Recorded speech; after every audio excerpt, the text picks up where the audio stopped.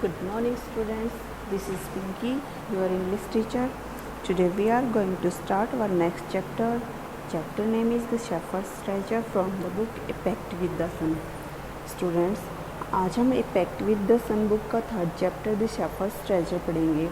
The shepherd होता है गडरिया जो गाय भेड़ बकरियों को चराता है और ट्रेजर मीन्स खजाना, कि गडरिए का खजाना. A poor shepherd once lived in Iran. Though uneducated, he was very wise and helpful. The king decided to meet him in disguise. एक पुअर शेफर्ड जो ईरान के गांव में रहता था, वह अशिक्षित था परंतु बहुत ही बुद्धिमान और हेल्पफुल था, दूसरों की मदद करने वाला था. एक दिन राजा अपने आप का भेष बदलकर उनसे मिलने का निर्णय लेते हैं, डिसाइड करते हैं.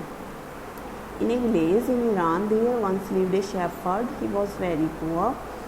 ईरान के एक गांव में एक पुअर शेफर्ड, एक गडरिया रहता था. वह बहुत ही गरीब था.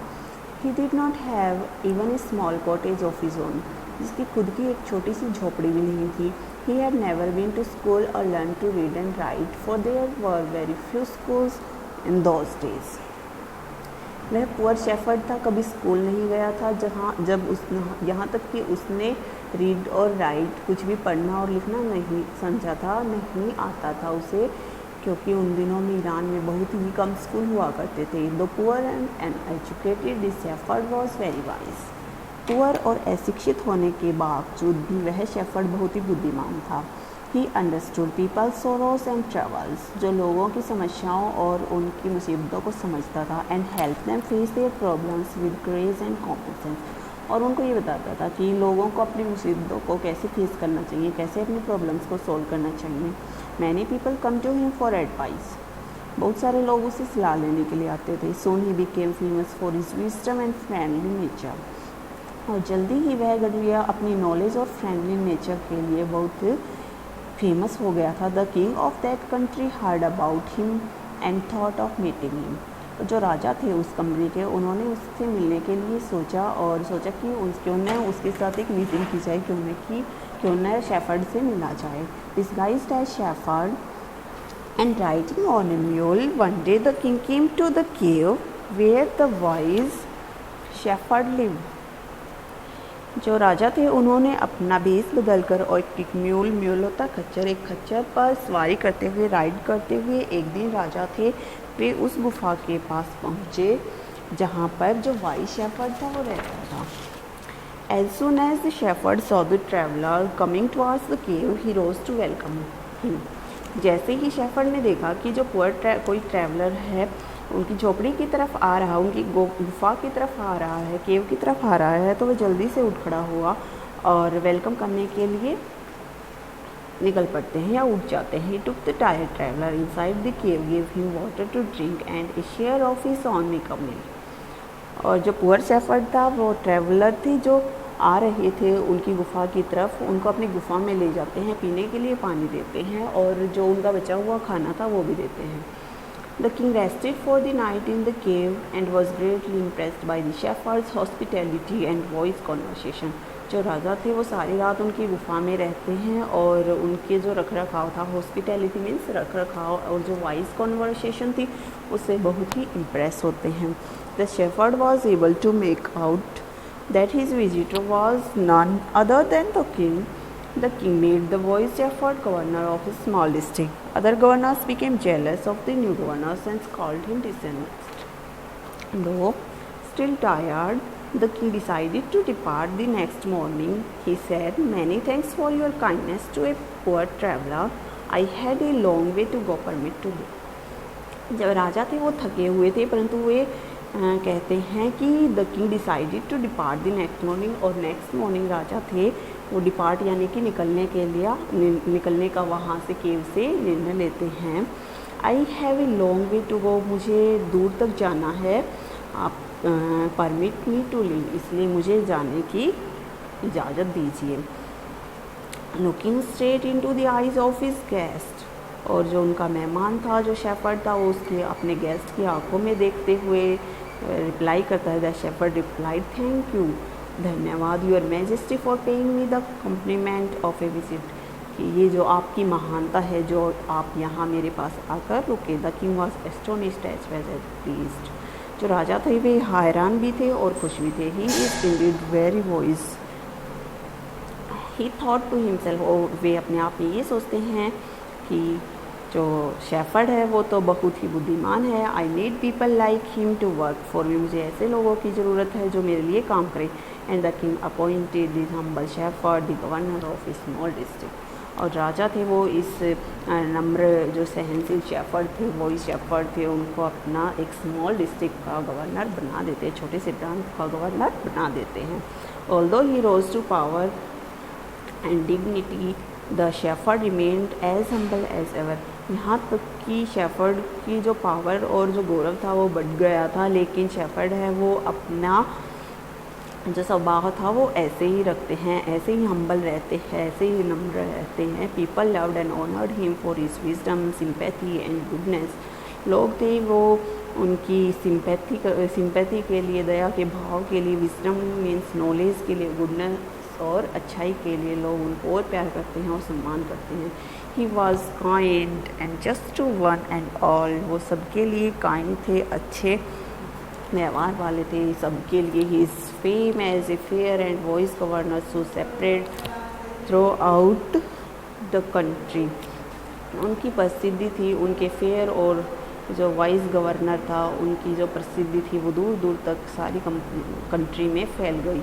Now the governor of other provinces grew terribly jealous of him and began to talk to the king against him। और जो दूसरे प्रांतों के जो गवर्नर्स थे वे भयानक रूप से उससे जलने लगे और राजा को उसके खिलाफ भड़काने लगे। They said he is very dishonest। तो ये कहते थे कि राजा जो शेफर्ड है वो तो बिल्कुल भी ईमानदार नहीं है। Keeps for himself part of the money that he collects as tax from the people। वह उस टैक्स का एक हिस्सा मनी अपने पास रखता है जो वह टैक्स के रूप में लोगों से कलेक्ट करता है। Why did he always carry with him there did an iron chest. वो एक आयरन चेस्ट होता है, एक थैला लगा लो जिसमें वह अपना कुछ सामान रखता था। और जो अदर प्रोविंसेस के जो गवर्नर्स थे वो ये कहते थे कि वो आयरन चेस्ट है वो अपने साथ क्यों रखता है। Perhaps he carried in it the treasure that he had secretly collected. शायद वो अपने इस आयरन चेस्ट में खजाना रखता है जो उसने चुपके से कलेक्ट कर रखा है। After all they said mockingly he was an ordinary shepherd and could behave no better. और वो ये भी कहते थे, उस पर मजाक करते थे कि वो तो एक साधारण सा शेफर्ड है और इससे अच्छा कुछ नहीं कर सकता, इससे अच्छा व्यवहार क्या कर सकता है वो। The new governor was called to the palace. He was order to explain why he always carried an iron chest. The chest contained no gold or silver. At first the king did not pay attention to these reports, but how long could he ignore these governors and said endless stories about the shepherd। पहले तो राजा ने उनकी जो endless story थी governors की उसकी तरफ कोई ध्यान नहीं दिया। But how long could he ignore these governors, परंतु राजा थे वो उन गवर्नर्स की बातों को कितनी देर तक इग्नोर कर सकते थे। And there endless stories about the shepherd, और शेफर्ड के बारे में जो एंडलेस स्टोरीज थी वो उनकी ख़त्म ही नहीं हो रही थी, उनको कब तक इग्नोर कर सकते थे। One thing was certain, the king discovered the new governor did carry an iron chest with him all the day। एक नई चीज़ जो राजा ने खोल की थी वो ये थी कि जो नया गवर्नर है वो अपने साथ हर समय एक आयरन चेस्ट क्यों रखता है। So one day the new governor was summon to the palace. एक दिन न्यू गवर्नर को इसलिए महल में बुलाया गया। Palace means Mahal and someone means बुलाना। एक दिन जो नया गवर्नर है, शेफर्ड है, नया गवर्नर है, उसको महल में बुलाया गया। He came riding on his camel and to everyone's delight the famous iron chest was there fastened securely behind him on the camel's back। वह अपने कैमल पर राइड करते हुए आया और हर कोई जो पैलेस में मौजूद था, हर कोई खुश था कि आज जो शेफर्ड आ रहा है उसके बारे में पता लग जाएगा, उसकी आयरन चेस्ट का खुलासा हो जाएगा। इसलिए the famous iron chest was there fastened securely behind him on the camel's back. और जो आयरन चेस्ट थी उसको टाइटली बांध रखा था और जो शेफर्ड हैं उनकी एंट्री होती है पैलेस में। Now the king was angry, he thundered, Y do you always carry that iron chest with you. अब राजा थे, उनको बहुत गुस्सा आता है, वो ज़ोर से चिल्लाते हैं कि तुम अपने साथ ये आयरन चेस्ट हमेशा क्यों रखते हो, व्हाट डज इट कंटेन, तुम इसमें क्या रखते हो।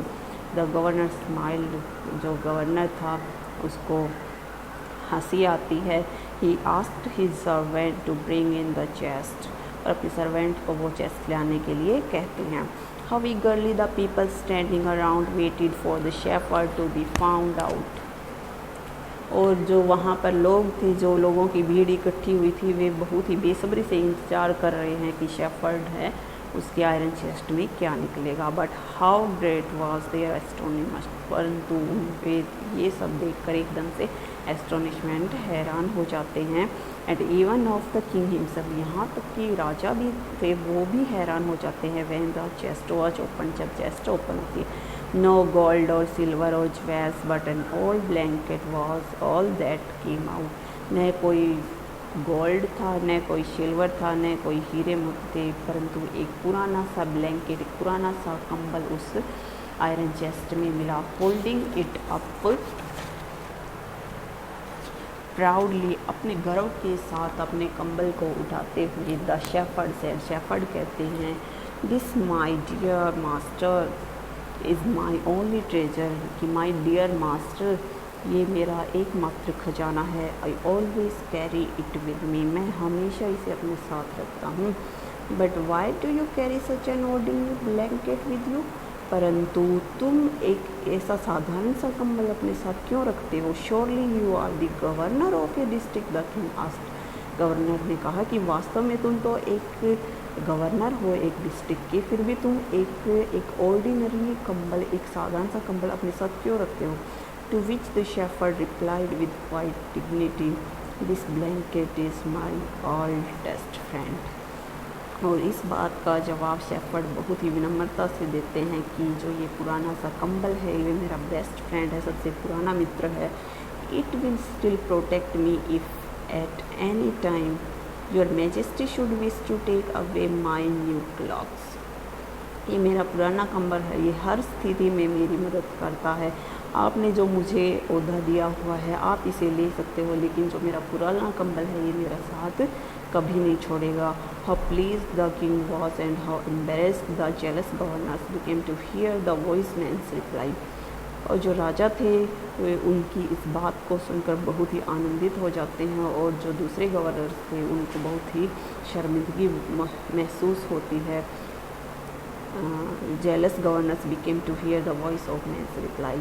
शेफर्ड की उस वॉइस, बुद्धिमान व्यक्ति की रिप्लाई को सुनकर राजा बहुत ही खुश होते हैं, और जो अदर गवर्नर्स थे वो बहुत ही शर्मिंदा होते हैं। Now they taken that the shepherd was indeed the humblest and the wisest man in the land. और हर कोई ये जान लेता है कि जो शेफर्ड है वो इस लैंड पर, इस ज़मीन पर बहुत ही हम्बल और वॉइस मैन है, बहुत ही बुद्धिमान व्यक्ति है। The king made him the governor of a much bigger district that very day. और राजा थे उस गवर्नर से खुश होकर उसको एक बड़ी डिस्ट्रिक्ट का गवर्नर बना देते हैं। सो स्टूडेंट्स, ये थी हमारी स्टोरी द शेफर्ड्स ट्रेजर की। आई थिंक आपको अच्छे से समझ आ गई होगी।